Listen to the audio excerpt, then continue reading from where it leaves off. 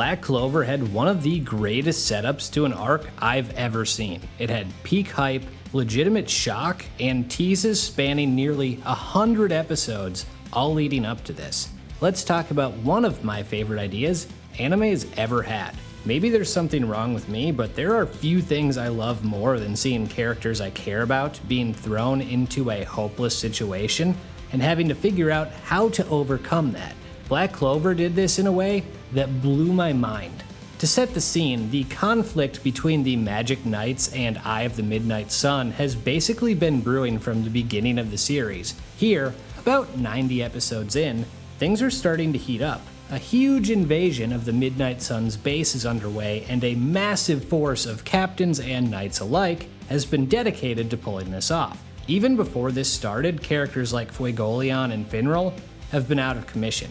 Meanwhile, back in the Clover Kingdom, we learn that William Vengeance, captain of the strongest squad, the Golden Dawn, has been sharing a body with Licht, the leader of the Eye of the Midnight Sun, the group they've actively been trying to defeat. Vengeance allows Licht to take over, which brings us to a showdown between him and Julius Novachrono, the Wizard King. As we expected, the Wizard King proves to be far more than Licht can handle, so things are good, right? Well, Licht knows that Julius has to hold back for fear of killing William, and activates a spell that will kill everyone in the kingdom. Julius uses his time magic to stop that, but in the process, that leaves him vulnerable, and despite his superior strength, he's defeated by Licht's cheap tricks.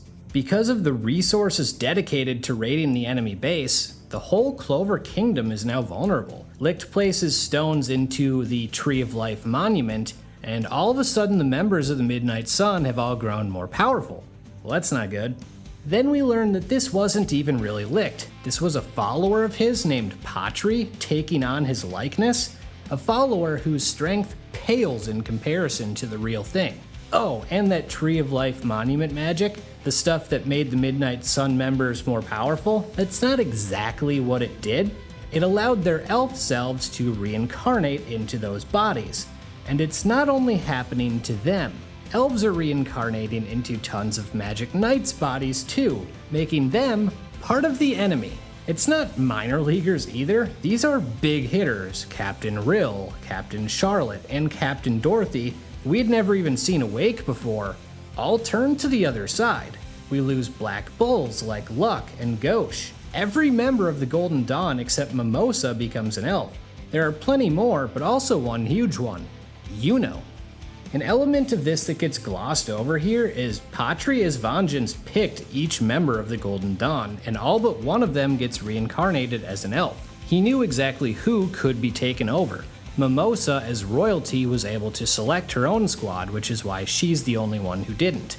On top of that, we see far earlier in the series that Patri explicitly did not want to harm Gauche, who reincarnates later on. There are a lot of little hints like these that make the payoff here so awesome.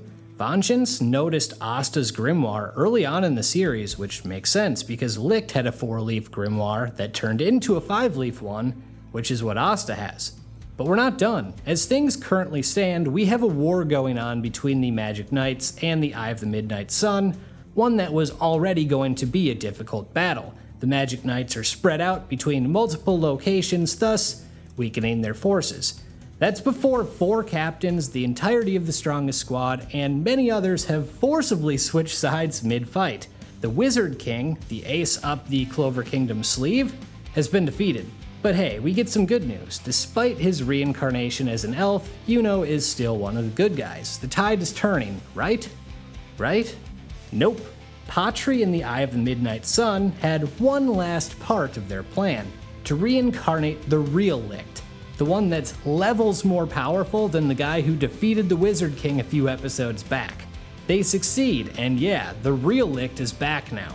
And in his debut, in one of the coolest fights the series has, he takes out Asta and Yuno, throwing everything they have at him, and he does so easily. This was the peak of, I have no idea what's going to happen next, and I see 0 possibilities in which the good guys can win, and I loved it. It was one of the greatest setups I've ever seen in anime, and gave us a situation that truly looked hopeless. I couldn't wait to see what happened next. Hopefully, you felt that way too. With that, I'm out.